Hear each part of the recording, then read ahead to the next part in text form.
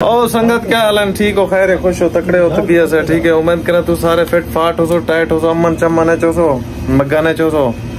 आज बकरीद दा दी है, ईद दा दी है सऊदी अरब दे विच।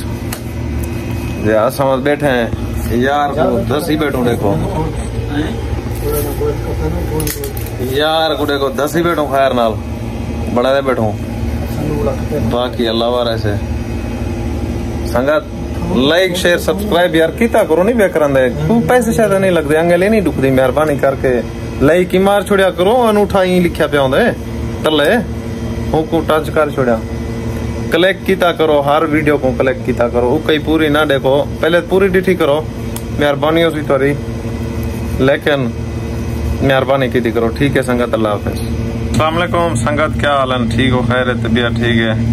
कहीं बिरा को गोश्त खाने सलाह है, आ वनो बकरीद दा गोश्त है, खैर दे नाल माशाल्लाह जेरी संगत को खाने आओ। ए सारा देखो राठन बिरा काम कुछ की पे वह हेलो आए कर छोड़ छुरी ना दिखा, एक गोश्त से देख के नो है माशाल्लाह।